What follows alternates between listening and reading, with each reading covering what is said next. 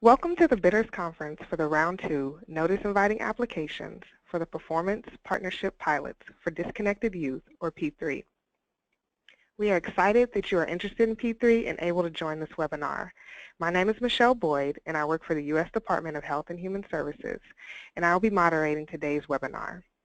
This webinar is being hosted by the U.S. Department of Health and Human Services and youth.gov on behalf of and in collaboration with the 7 federal partners involved with P3, specifically the U.S. Departments of Education, Health and Human Services, Housing and Urban Development, Justice, and Labor, as well as the Corporation for National and Community Service and the Institute of Museum and Library Services. Today you are going to hear from a few people at the partner departments and agencies, including representatives from the U.S. Departments of Education and Justice, the Corporation for National and Community Service, and the Institute of Museum and Library Services. During this webinar, they will explain P3 and the details of the Round 2 Notice Inviting Applications. To begin, we wanted to share information presented by Johan Uven, the Acting Assistant Secretary for the Office of Career, Technical, and Adult Education at the U.S. Department of Education, and Dimitra Nightingale, the Chief Evaluation Officer at the U.S. Department of Labor. During the Bidders Conference for the Round 1 Notice Inviting Applications, Johan and Dimitra provided background and context for P3. We will replay a portion of their remarks now. Thank you, and hello, everyone. President Obama has challenged us to restore the promise of opportunity for all. And for youth and many adults, this involves creating a clearer path to post-secondary education and careers, and thus building ladders of opportunity to the middle class. Now, according to the Census Bureau, more than 5 million 14 to 24-year-olds in the United States are not on such a clear path to post-secondary education or training and a career. They are neither working nor in school, and in many cases face the additional challenges of being homeless, in foster care, or involved in the justice system. Often disconnected from their families and valuable social networks, these young people struggle to make successful transitions to adulthood and to reach the educational and employment milestones critical to escaping a lifetime of poverty. Practitioners, youth advocates, and others on the front line of service delivery have told us about the significant challenges they face in improving outcomes for these youth. Some of these challenges include limited evidence of what actually works with this population, poor coordination and alignment of services across systems that serve these youth, policies that make it hard to target the neediest youth and overcome gaps in services, fragmented data systems that inhibit the flow of information, and many administrative requirements that impede holistic approaches to serving this population. The Performance Partnership Pilots, or P3, is one of several Obama administration initiatives that seek to address critical social challenges through community-driven, evidence-based strategies. Complementary initiatives include Promise Zones, which focus federal programs and resources intensely on hard-hit communities. Job-driven training, which promotes improvements in education and training programs, emphasizing effective approaches that lead to in-demand jobs and that provide workers with pathways to good careers and incomes.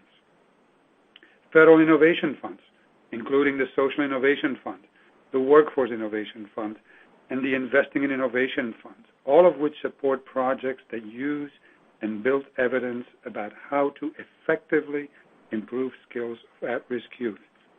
And finally, Pay for Success initiatives, launched by the Departments of Justice and Labor and the Corporation for National and Community Service, which foster partnerships to implement cost-effective services that improve outcomes while generating savings for taxpayers. President Obama is also committed to strengthening the nation-to-nation relationship with Indian tribes, as well as strengthening broader tribal communities.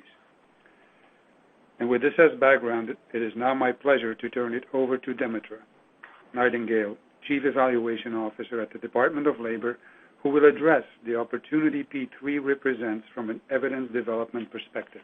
Demetra? Thank you, Johan, and welcome to all of you. One of our objectives is to make sure that P3 builds the evidence about what works for the disconnected youth population. Again, the evidence agenda is a very high priority and a major emphasis of the Obama administration, and some of the creative approaches that will be allowed under P3 will add to what we know about what works. So P3 is an exciting and unique opportunity not only to test the innovative, cost-effective strategies for improving results for the disconnected youth, but to build our evidence about effective practices and how to implement the practices and strategies developed to improve results. The various federal agencies that are participating in P3, we're all seeking to make sure that the pilots create a real strong foundation for broad change and continuous improvement in serving disconnected youth. As we go through the slides today, we'll also be talking about how P3 will build into these opportunities for learning, both along the way as pilots are implemented, but also from the results of some of the pilots. A few of the opportunities that we'll get back to in a few minutes. One is supporting the pilots that includes, to the greatest extent possible, evidence-based and evidence-informed interventions and practices.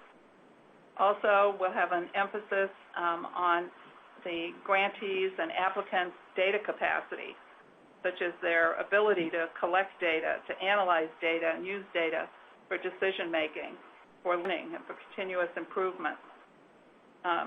There'll be also a national federally funded evaluation to help understand how P3 is implemented across the different pilots and perhaps in a few of the pilots to test and experiment with some innovative approaches. There will also be competitive preference points for applicants who propose to evaluate impact in their own pilots. And the federal partners will be setting up a community of practice for the finally selected pilots during the implementation. These are just some of the examples of how all of the federal agencies here in Washington are working together to make sure that P3 follows through on its promise of accountability for outcomes, but flexibility for service delivery and administration.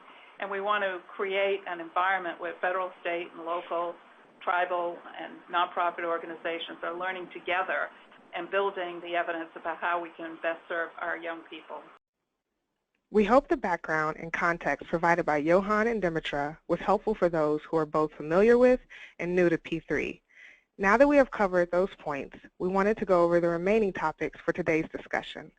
Specifically, we will go over the timeline, provide an overview of P3, and discuss eligibility, priorities, application requirements, selection criteria, and review and selection processes. However, before turning it over to the remaining presenters to discuss these topics, we wanted to address how you can go about submitting questions.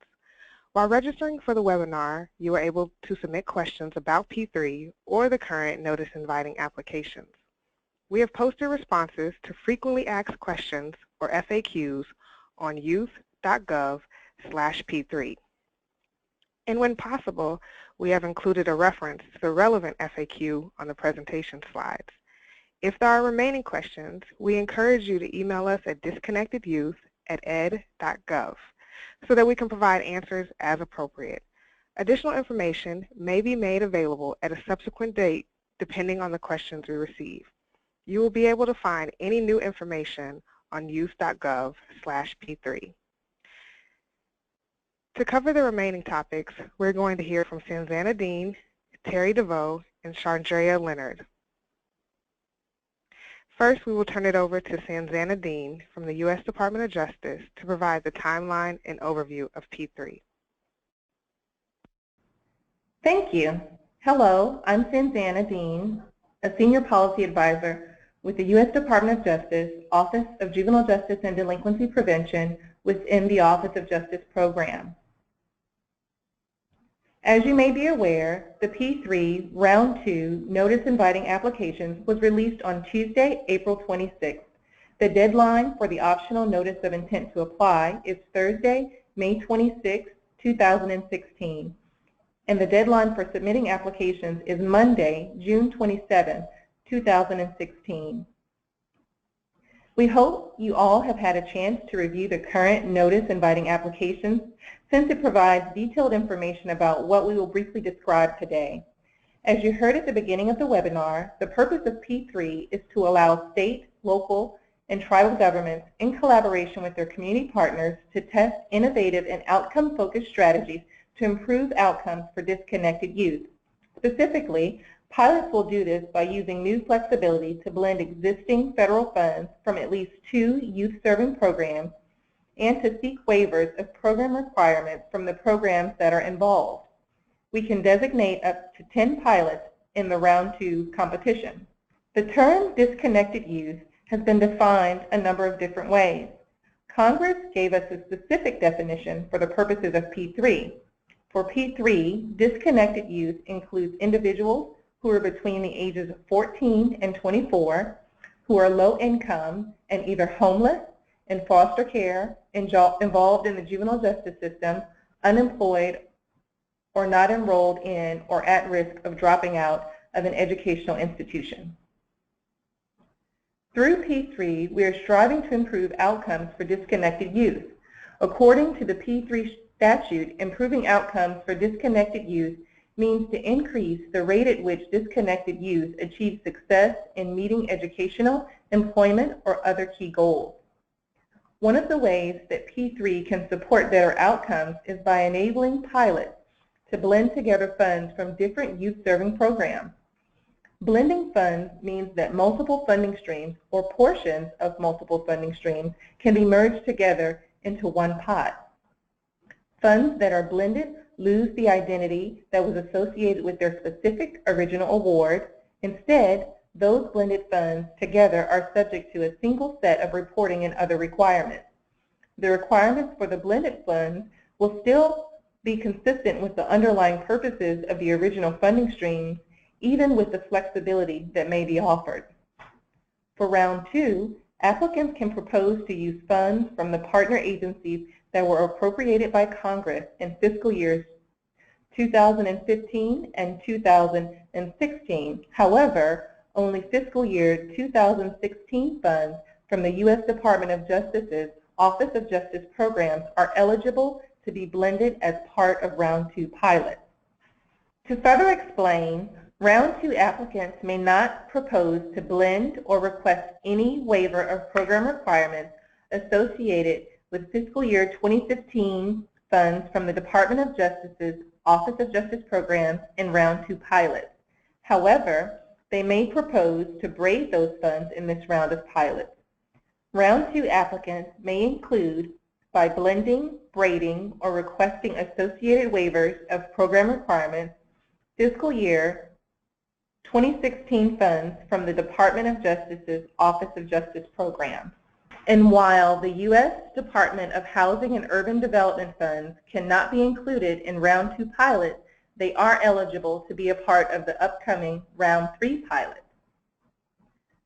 Proposals from applicants should include at least 2 federally funded programs that target disconnected youth or are designed to help prevent youth from disconnecting by providing social services, including education and training, employment, or other services. Programs that serve youth and also other populations may still be eligible for inclusion. That is, the programs don't only have to serve youth to be eligible programs.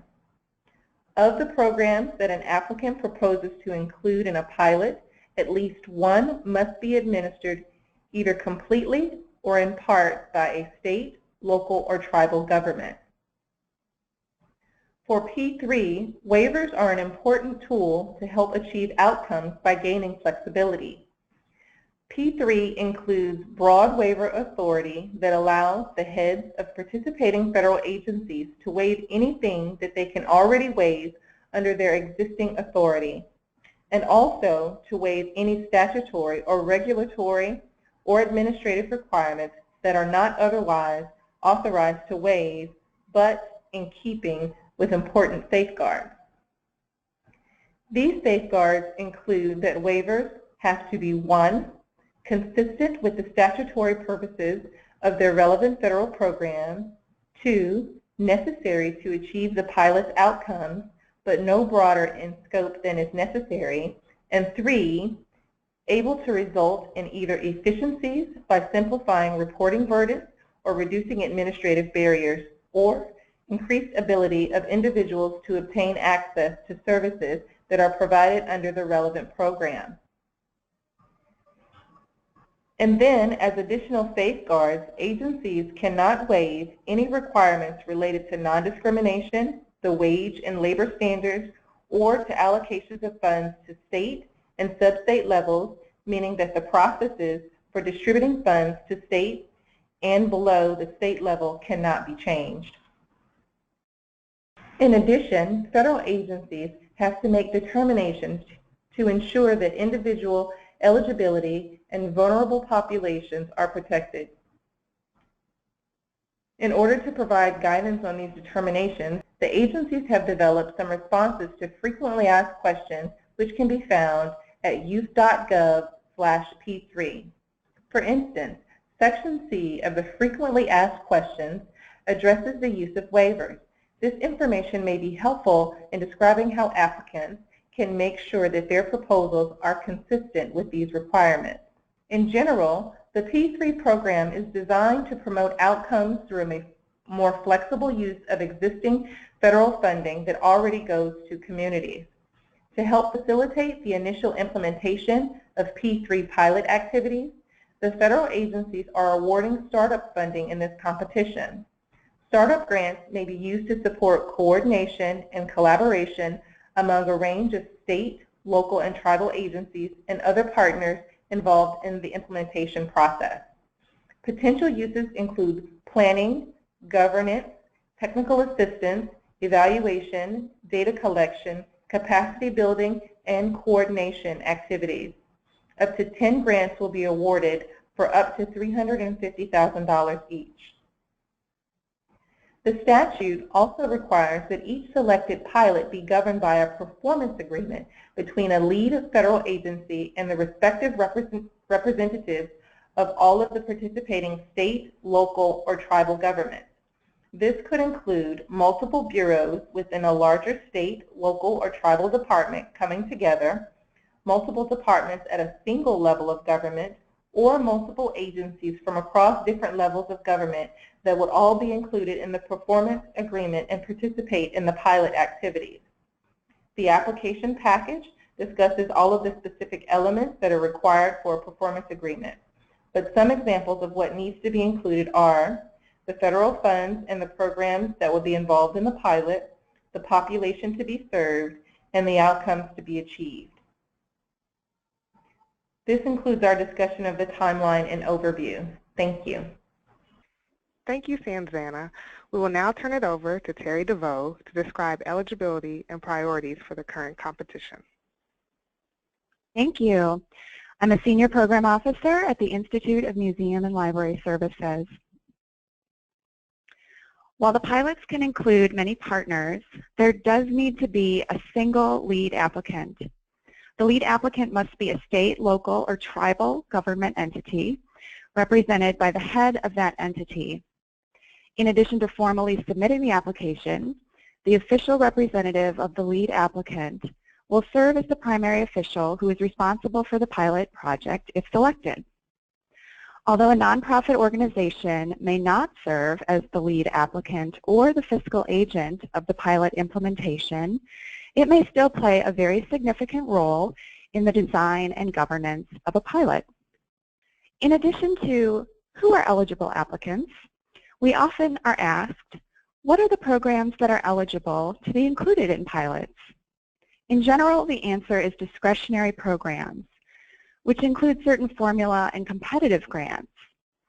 Certain programs might be particularly well suited for blending if they have broad authority or a purpose that is well aligned with that of P3, and therefore have a very low risk of violating the P3 statutory safeguards and protections.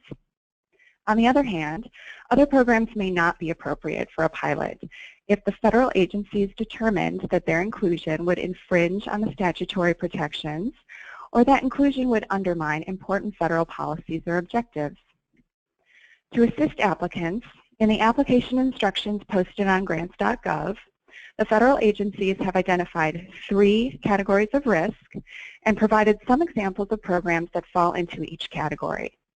The 3 categories are: 1, programs that have a low likelihood of adversely affecting vulnerable populations; 2, programs requiring significant review to ensure that vulnerable populations are not adversely affected; and 3, programs that are likely inappropriate due to a high likelihood of adversely affecting vulnerable populations.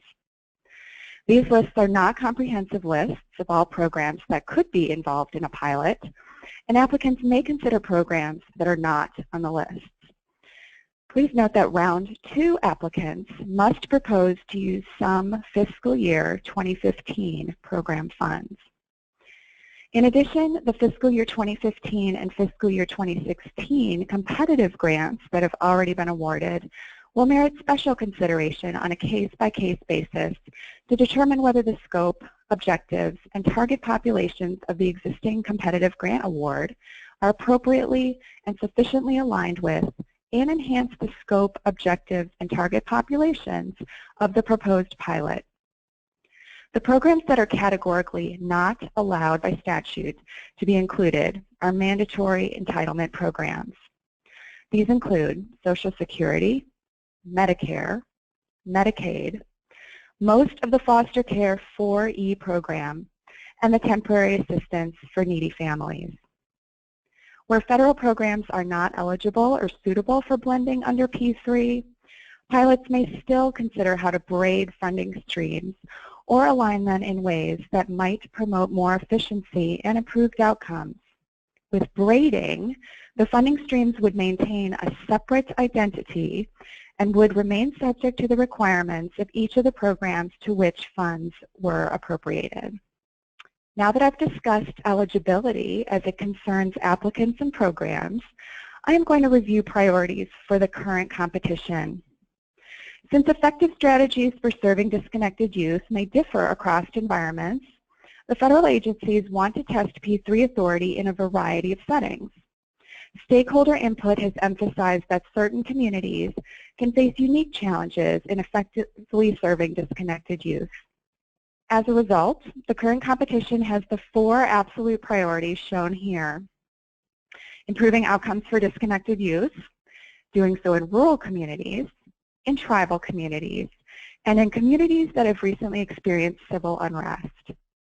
These absolute priorities constitute distinct funding categories.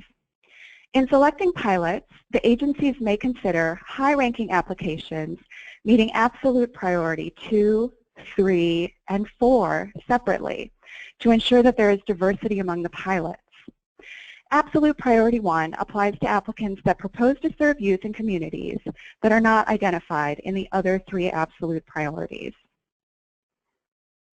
Applicants may apply under priority 2 if they propose to serve disconnected youth in rural communities only. For the purposes of P3, rural communities can be identified based on whether they, 1, are served by local education agencies eligible for either the U.S. Department of Education's Small Rural School Achievement Program or the Rural and Low-Income School Program, or 2, include only schools designated by the National Center for Education Statistics with a locale code of 42 or 43. To apply under Priority 2, applicants should include a list of communities that they propose to serve and a list of the local education agencies serving those communities. A local education agency or school does not need to be involved in a pilot in order to qualify for P3. The information is only to determine eligibility for absolute priority 2. The frequently asked questions provide more detail about how to provide the correct information.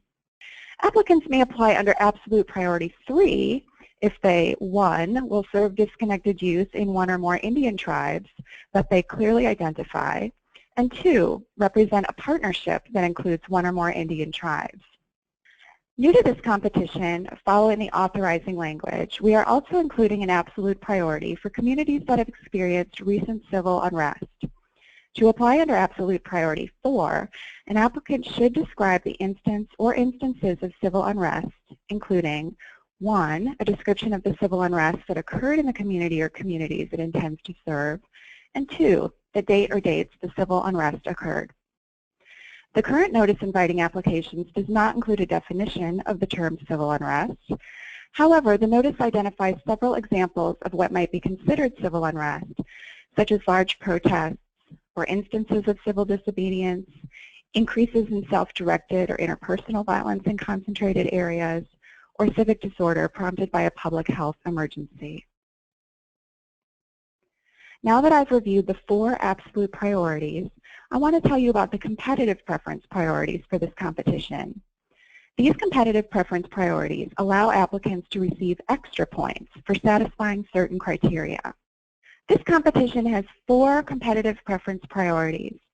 This notice includes 2 new competitive preference priorities. Competitive preference priority 1 is for projects that 1, serve disconnected youth who are neither employed nor enrolled in education and who face significant barriers to accessing education and employment, and 2, are likely to result in significantly better educational or employment outcomes for such youth. Applicants may receive 5 extra points for this priority. Competitive preference priority 2 is for projects that provide all disconnected youth who will be served by the project with paid work-based learning opportunities. This priority offers applicants 3 extra points.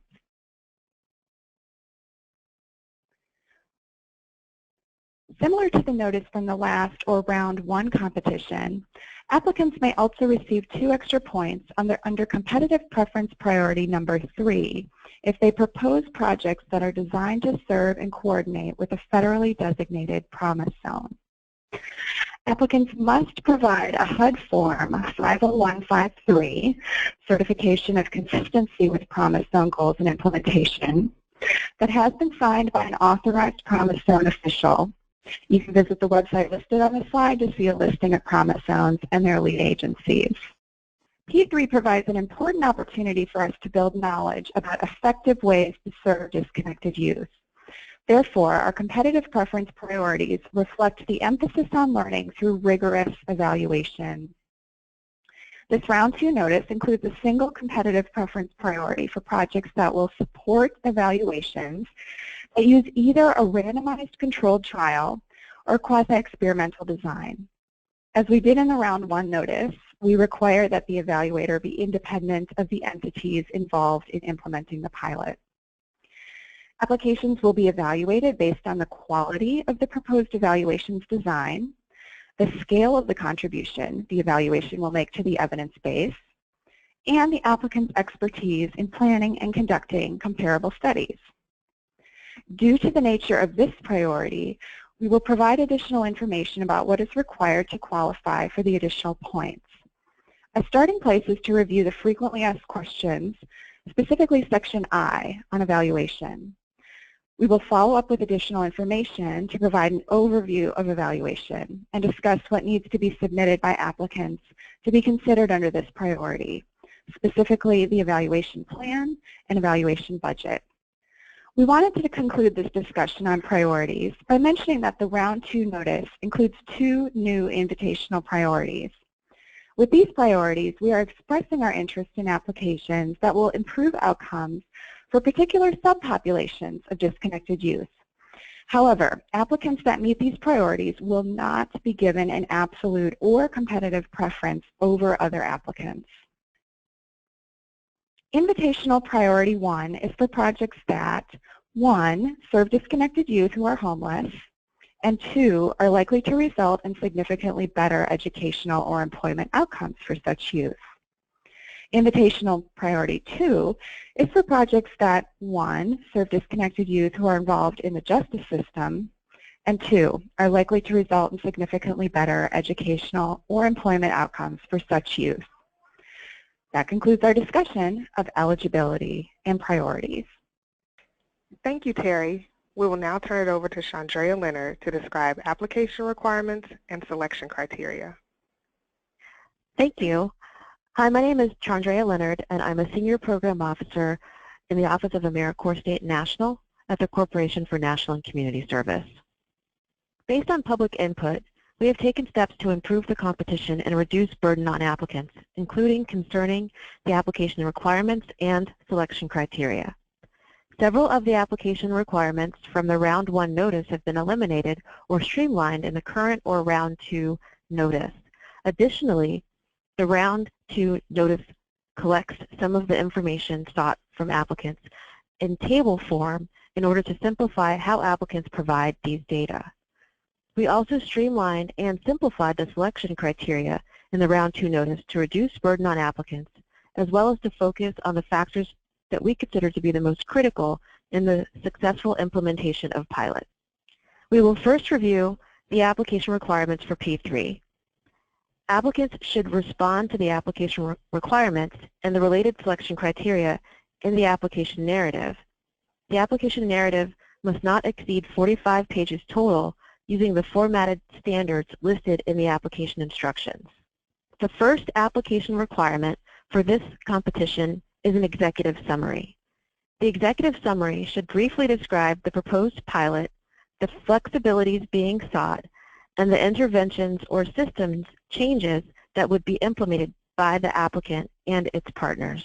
The next application requirement for this competition is a statement of need for a defined target population. The defined target population for this competition must be consistent with the populations identified in the law. As a reminder, for P3, disconnected youth includes individuals who are between the ages of 14 and 24, who are low income, and either homeless, in foster care, involved in the juvenile justice system, unemployed, or not enrolled in or at risk of dropping out of an educational institution. Applicants should specify the target populations for the pilot, including the age range of youth who will be served and the estimated number of youth who will be served over the course of the pilot. The next application requirement is an identification of the federal flexibilities being sought that are needed to implement the proposed pilot and to improve outcomes for the target populations. Applicants must describe the specified federal statutory, regulatory, or other requirements for which they are seeking flexibility. As a reminder, the applicant must identify 2 or more discretionary federal programs that will be included in the pilot, at least one of which must be administered in whole or in part by a state, local, or tribal government. The applicant must identify 1 or more program requirements that would inhibit implementation of the pilot and request that the requirements be waived in whole or in part. Examples of potential waiver requests or other requests for flexibility include, but are not limited to, blending of funds, changes to eligibility requirements, allowable uses of funds, and performance reporting. Successful implementation of proposals may also depend on flexibility related to requirements imposed at the state, local, or tribal level. Federal agencies do not have the authority to waive non-federal requirements. Therefore, applicants must identify the specific state, local, or tribal policies, regulations, or other requirements that may impede the pilot's ability to achieve its goals. We feel as if the federal and non-federal components of the pilots need to be aligned to support effective implementation of the pilot. Applicants then must provide written assurance that the state, local, or tribal government with authority to grant any needed non-federal flexibilities has approved or will approve such flexibility within 60 days of an applicant's designation as a pilot finalist. Or the applicant needs to confirm that non-federal flexibility is not needed in order to successfully implement the pilot. The application requirements also include a graphic depiction of the pilot's logic model to illustrate the underlying theory of how the pilot strategy will produce intended outcomes. It should not be longer than 1 page. Partnership capacity and management is the next application requirement. Applicants must identify the proposed partners, including any and all local and tribal entities and non-governmental organizations that would be involved in implementation of the pilot. As part of this requirement, applicants must provide assurance of the proposed partner's commitment, such as a Memorandum of Understanding, or MOU, or Letter of Commitment. At a minimum, it should include a description of each proposed partner's commitment, including its contribution of financial or in-kind resources, if any. A description of the data and performance management capacity is also an application requirement. Applicants must propose outcome measures and interim indicators to gauge pilot performance. At least one outcome measure must be in the domain of education, and at least one outcome measure must be in the domain of employment. For example, an education-related outcome measure could be high school graduation, and an interim indicator could be high school enrollment. Applicants may specify additional employment and education measures, as well as outcome measures in other domains of well-being, such as criminal justice, physical and mental health, and housing. For each proposed outcome measure and interim indicator, an applicant must indicate the source of the data, the proposed frequency of collection, and the methodologies used to collect the data. The last application requirement is the budget and budget narrative.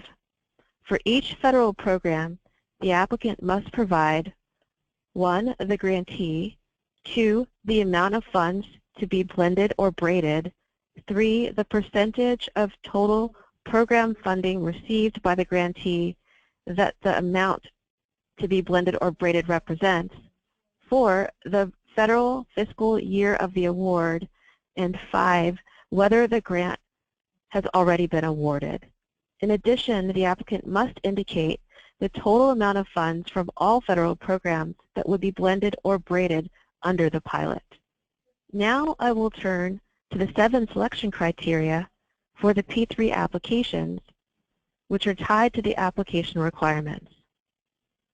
The points in the header of the slide are the total points available for the criterion, which may be broken out among sub-criterion. Applicants can get a maximum of 100 points under the selection criteria, not including any applicable competitive preference priority points. Criterion A is the need for the project, worth 5 points. The defined target population to be served must be based on data and analysis demonstrating the need for services within the relevant geographic area.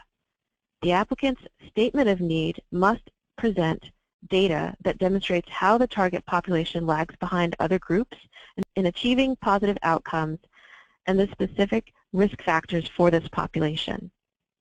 These data must be based on a needs assessment that was conducted or updated within the past 3 years, using representative data on youth from the jurisdictions proposing the pilot.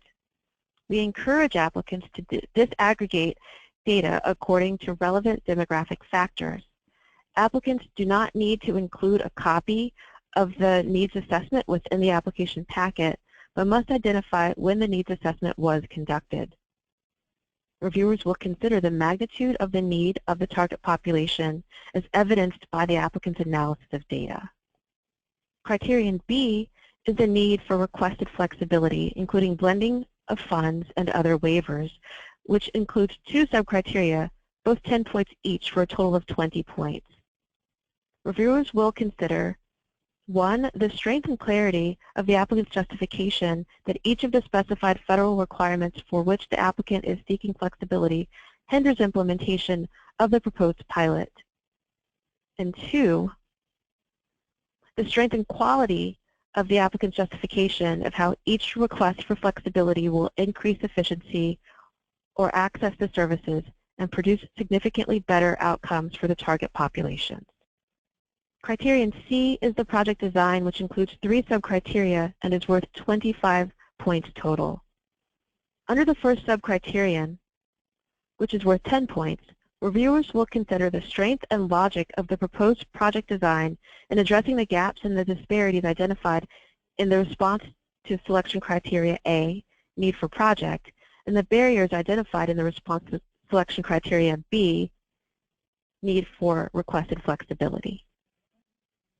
Under the second criterion, which is worth 5 points, reviewers will consider the strength of the evidence supporting the pilot design and whether the applicant proposes the effective use of interventions based on evidence and evidence-informed interventions, as documented by citations to the relevant evidence that informed the applicant's design. Refer to the notice to see how interventions based on evidence and evidence-informed interventions are defined.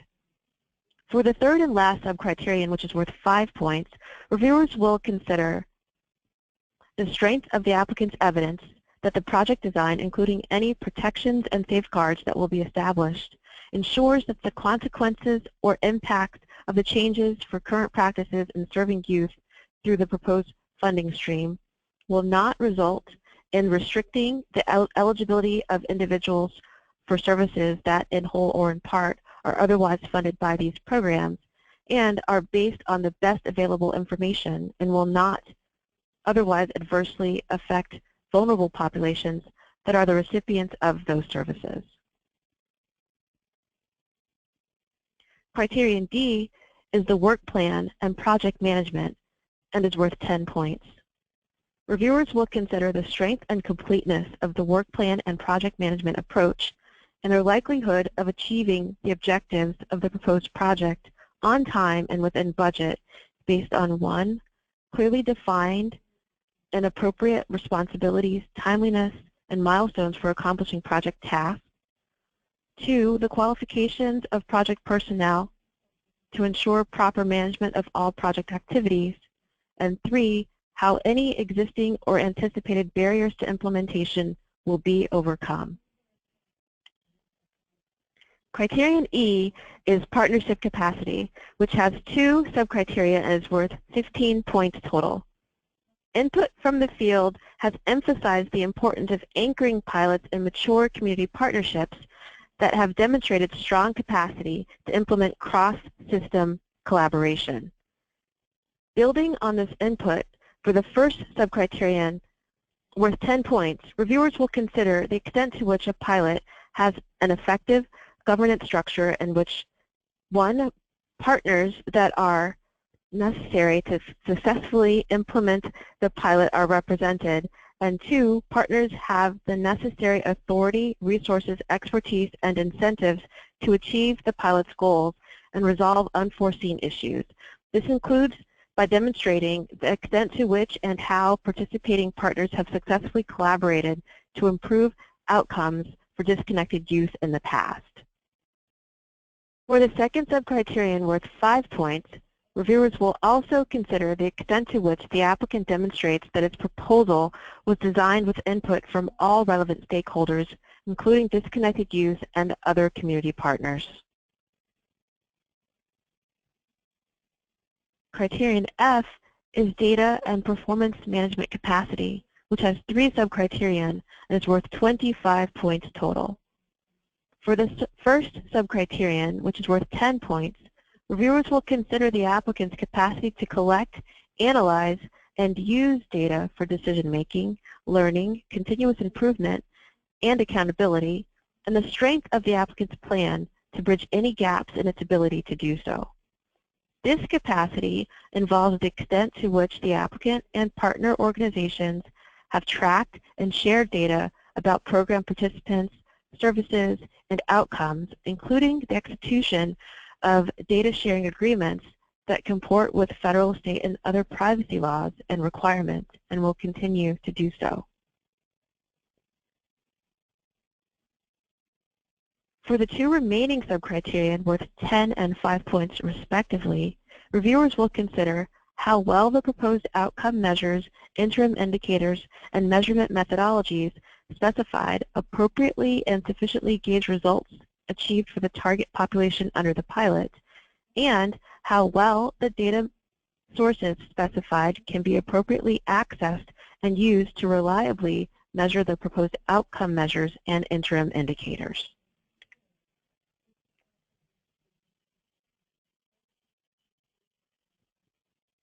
The last sub-criterion is the budget and budget narrative, which is worth 5 points. Reviewers will consider the appropriateness of expenses within the budget with regards to cost and to implementing the pilot successfully. Reviewers will consider the entirety of funds the applicant will use to support its pilot, including startup grant funds, blended and braided funds, and non-federal funds, including in-kind contributions. This concludes our discussion of the selection criteria. Concerning the selection criteria, we encourage applicants to consult with the frequently asked questions and application instructions. Thank you, Chandrea. In addition to the application requirements and selection criteria, we wanted to highlight 4 program requirements that relate to the ongoing implementation of pilots once they are selected. The first program requirement is to participate in any federally sponsored P3 evaluation activity, including the national evaluation of P3. Applicants must agree to participate by submitting the evaluation commitment form that can be found in Appendix A of the application package. The second program requirement is to participate in a community of practice that includes an annual in-person meeting of pilot sites and virtual peer-to-peer learning activities. This commitment also involves a pilot working with the lead federal agency on a plan for supporting its technical assistance needs, which can include learning activities supported by foundations or other non-federal organizations, as well as activities financed with federal funds for the pilot. The third program requirement is to explain how the pilot will comply with applicable federal, state, local, and tribal privacy laws, such as by securing necessary consent from parents, guardians, students, or youth program participants to access data for their pilot and any evaluations. This is important because pilot partners may, for example, need to share data in order to support effective implementation, such as coordinating services and to conduct any site-specific evaluations. The fourth program requirement is to enter into a performance agreement with the lead federal agency that will govern implementation. To conclude the details of the Round 2 competition, we want to provide an overview of the review and selection process. In collaboration with the partner agencies, the U.S. Department of Education is going to lead the review and selection process. We will work together to identify reviewers with knowledge and expertise on issues that are related to improving outcomes for disconnected youth. In addition, we will also identify reviewers who have expertise in evaluation to review Competitive Preference Priority 4, which is related to independent impact evaluations. We will use a thorough screening process to prevent any potential conflicts of interest to ensure that we have a fair and competitive review. Reviewers will be organized into panels. Each panel of reviewers will be assigned a number of applications to read. For each application, reviewers will prepare a written evaluation and assign a technical score using the selection criteria provided in the Round 2 notice inviting applications. Reviewers will use a scoring rubric as a tool to promote consistency across and within the various review panels that will be scoring applications. Per the selection criteria and related sub-criteria, there is typically a maximum point value of either 5 or 10 points associated with a specific sub-criterion. Based on the quality of the applicant's response, there is a range for a low quality, medium quality, and high quality response. Once all of the applications have been scored, we will rank order them based on their scores. We will then conduct a review of the requested flexibilities, including waivers, in the top scoring applications.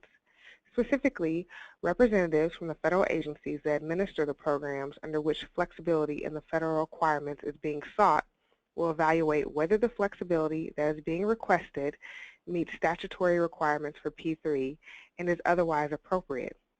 As a reminder, applicants can consult frequently asked questions, Section C, about the conditions concerning waivers. For example, If an applicant is seeking flexibility under programs that are administered by the U.S. Department of Health and Human Services and the U.S. Department of Labor, then its request for flexibility would be reviewed by officials from those two departments.